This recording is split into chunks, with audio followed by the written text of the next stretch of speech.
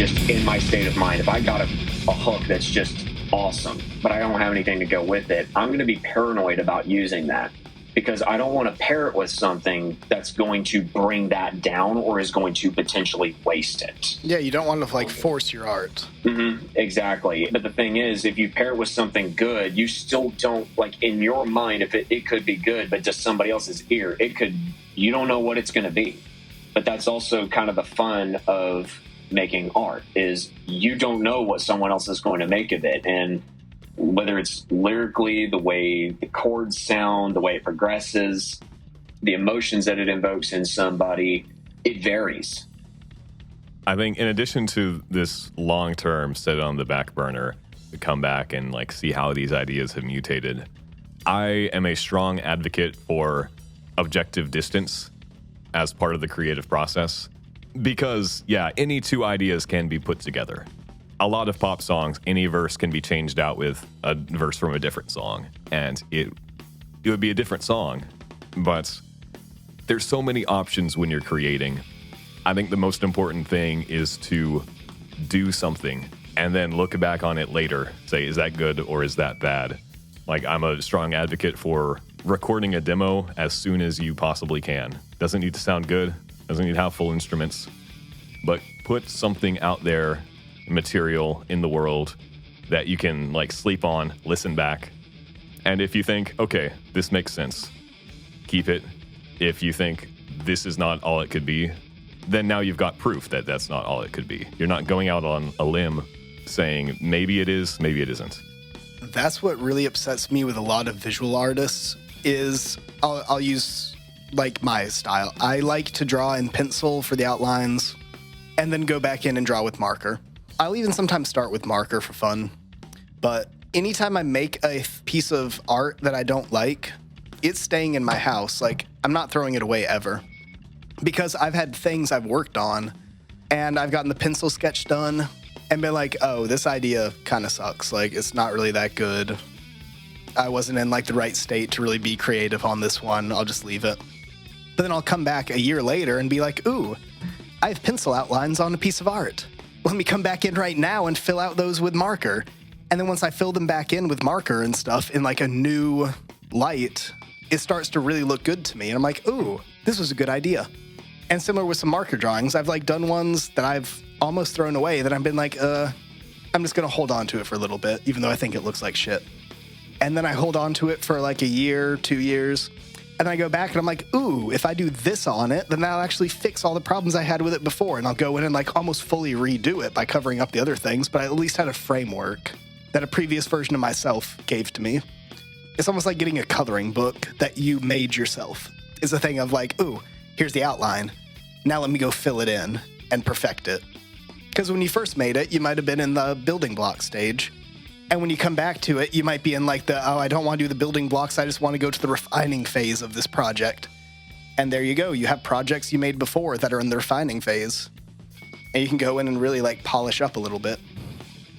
There's actually one piece that I just saw in the basement today that I looked at and was like, I hated this, but now I see all the potential that I want to go in and put the work in to fix it.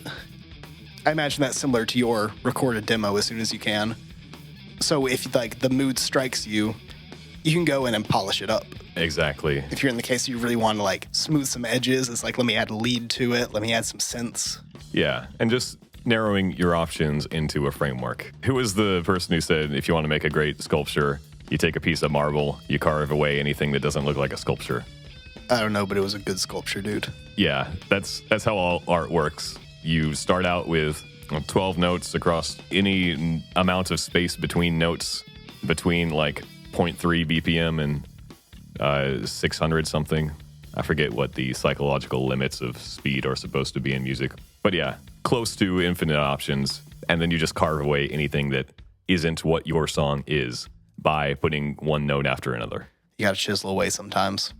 But you can't always, like, if you're in certain state of minds, you're not in a state to chisel away. You're in a state to create and expand like fucking kudzu out here musically. And you just want to keep producing. And if you're in that state, produce as much as you can. Because you can always chisel away, but you can't reproduce that. you can't come back and get those ideas. So laying it all out and then erasing later. I have like pages and pages and pages of stuff that I've written like over the past 5 years that I haven't used yet because I just haven't found the right vibe to fit them to. So it's sort of like, for me, I think it's going to be a lifelong journey of figuring out where those pieces are going to fit into what puzzle. I very much feel that. I've got a document in my notes that is a collection of every unused lyric I've ever written, and it vastly outnumbers the used lyrics I've written. And some of it's just like a line or just a phrase. Like I was reading into Heraclitus earlier, and the phrase ever-living fire. That's got a very nice rhythm to it and a whole lot of evocative meanings in like pre-Socratic philosophy. It's been on my mind. I don't know how to use it, so I wrote it down. And every time I am working on new projects, I can scan through this just list of every interesting metaphor I've ever come up with and try to put pieces together. That's kind of how I am with my lyrics. I've had going hard on her back like a turtle in my notes for like 2 years. I'm holding on to that one for the right song, man. I keep bitches around me like Muammar Gaddafi. Gosh. We have a very different place we reference for our slam bars.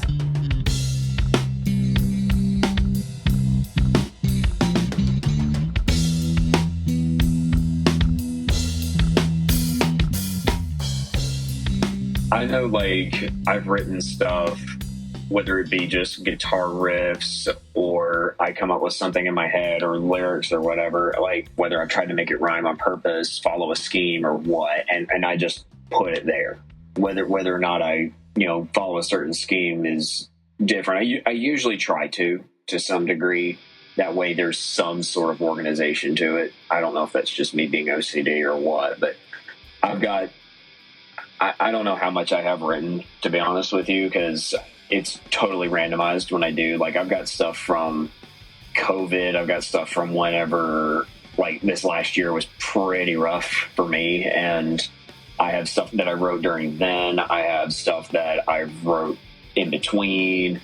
I mean, from when we were in a band together, maybe even before then. I don't know. I'll have to check the dates on the stuff. But I'm serious. Like, I don't know. But, I'll be honest with you, I rarely look at it just because I'm not as much in that sphere as I used to. The few times I've went back and looked at it, I just think, like, gosh, why haven't I used this? Like, why haven't I used this for something? And it doesn't necessarily take me back to that state of mind I was in, because some states of mind, I was in a good place. Some states of mind I'd rather not go back to ever.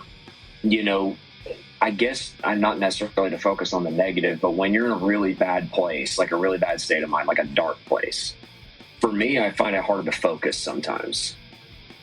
And I'll have a hard time focusing to write anything down or even to look at my instrument. But whenever I do get that like moment of, hey, use this as an opportunity to put something down, express yourself, and get this out of your system. And I find that when I do that, I don't know if it's necessarily therapeutic, but it at least conveys what I'm going through. And then I can look at it later and go, oh, okay, I can use this for something here. Like, maybe not necessarily in something that would be directed or used in the same light, but I would say it would be more fitting. But I look at it later and like, oh, okay, this can fit here, or this may fit here with this piece. And I'll get something off my chest, but what I find oftentimes is I'll want to finish the piece and I can't find a good finishing place. It kind of just stops.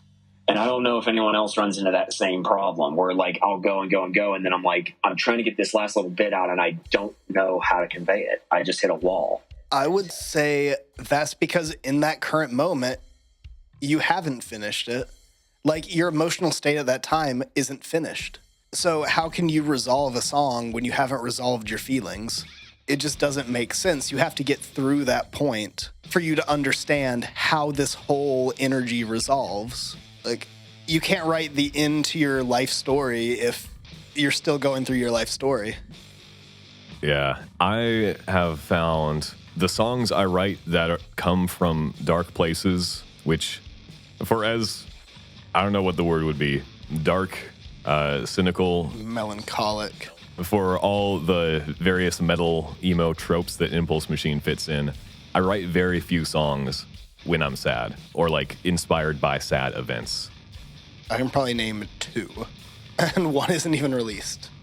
Now, what I found is when I do try to write from dark places, it ends up being kind of boring because the things I have to say about it are all like therapy rationalizations of my feelings. And sometimes that works out. Sometimes, like, whatever thoughts are going on in my head, I'm able to put to paper in like my journal or whatever. It's just interesting. Take it out of context, put it in a song. It sounds nice to sing. But most recent song, I forget if it's public on SoundCloud, if Riptide is public. But what happened is I wrote all the verses, and it's a very candid, like just talking to a person normally song. It has very few metaphors. It's got like interesting turns of phrase, but Kinky but respectable premarital sex. Yes. I reached the end of the song and it didn't have a chorus. So I like sat on it for a few days just trying to think, what is the chorus going to be? And so I looked back and I tried to draw out metaphors from the song. And I did. I wrote the chorus of that.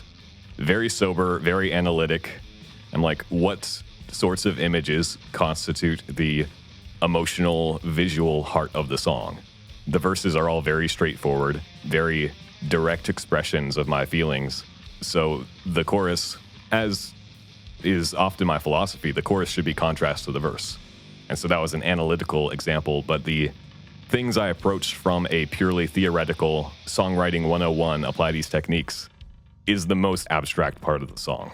That's interesting you say the chorus being contrast to the verse, because like I don't ever notice that. Like I don't ever notice that in songs. I guess I don't know if I just don't pay attention to that, or if that's like something that should be used as a tool to writing. Now, what I'm drawing this from, the principle of contrast in verse chorus works on several levels, and this is mostly just for pop songs. The rules are a little bit different across, but I consider myself primarily a pop songwriter. It's weird pop, I'll admit it, but it's very pop. Just any sort of dynamic change. If you're running out of ideas, you start singing the verse on the 5th, start the chorus on the 3rd or the 1 instead. You start on the first beat of the measure in the verse, start on a pickup beat, or start partway through the measure in the chorus. And then lyrically, the chorus is the thesis, all the verses are building arguments.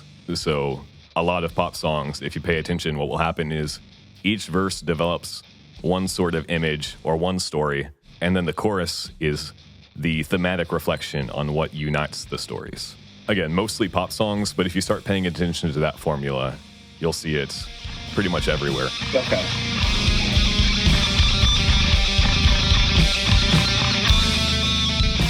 Sometimes when I write, I'll go back and look at it and just think, why am I like, it's not necessarily all of it. There's bits and pieces where I look at it, I'm like, that sounds pretty cliche. I'll think, why did I use such a cliche? But then again, I got to think, like, cliches are still used, even though they're cliches. Do you think that's necessarily a negative connotation, a good connotation, or sort of just somewhere in between? Like, it doesn't really matter. I think it's how you use it. I think it largely depends on the amount of weight given to the cliche.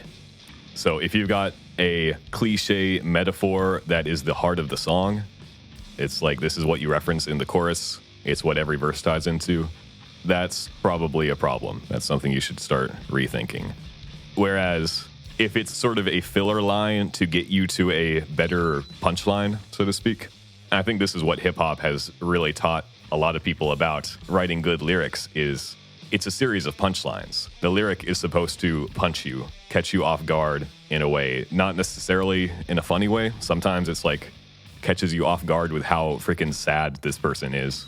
But I think good lyrics should introduce novelty. It should teach you something new about how to use language. And yeah, if you need to rely on cliches to get you there, that's fine. Well, and using cliches, especially if I'm going off the context of like hip hop. If anybody says I'm cold as an ice cube, I'm like, okay, that sucks. Or got ice on my wrist like the Arctic. It's like, okay, you're getting a little closer there. But if you say, like, I'm cold as... Cooler than the flip side of my pillow. Oh, that's one of the greatest. I was going to go with, I'm cold as an ice cube. I'm up in your drink, Cosby beside you. Like, if you line up a stupid-ass line after it, you can, like, bastardize a well-known phrase for your benefit. And that's how I feel a lot of tropes work, of you can do the trope, but just understand you're doing the trope and catch them off guard with another thing you do with it. Like, yeah, if you line those two lines up next to each other, you can excuse the Ice Cube bar because you just hit the Cosby bar after. I love it when they do that in hip-hop music. I love it. Like when they'll use a certain line, whether it's one you haven't heard but it makes sense, and especially like it'll rhyme, but they're going and trailing off on something. You think, okay, where'd they going? And then they call back to it, like whether it's like a line or a whole section of the song later, they call back to it and you remember it. Oh, yeah. Because of how interwoven the lines are. I love it when they do that. It's almost like I don't know if you call it a callback or what, but it's just... It is callback, and a lot of the ones they use are like even cultural callbacks of you might reference an exact line that another rapper said like several years ago, and you might play off of that line that they just said, and people who know the original line will understand like, oh, you're doing the play. All right, last tag I have on this, since I was talking about Riptide, I need to speak to where the idea for the chorus came from. Is a Instagram reel that says there's all these songs called Undertow or about the undertow, which is a pretty lackluster oceanic phenomenon. Undertow has not killed people. Riptide is fucking terrifying, and all we have is Vance Joy. Baby, running down to the Riptide. So there needs to be more metal songs about Riptide. I did not write a metal song that it reflects the negativity of Riptides. Up in the undertow, the undertow. No one gives a shit about I've seen a few undertows. songs titled Undertow. Yeah, they're not that dangerous at all. It sounds cool though, and that's kind of what I mean when I say like just new metaphors. Find something that another person has not explored that has potential to it. I compare thee to a spring day. Dude, I compare thee to a mushroom. I don't understand how you work, and you're everywhere, and if I consume you, I feel weird. I'm not sure where I was going with that. That wasn't the best, but...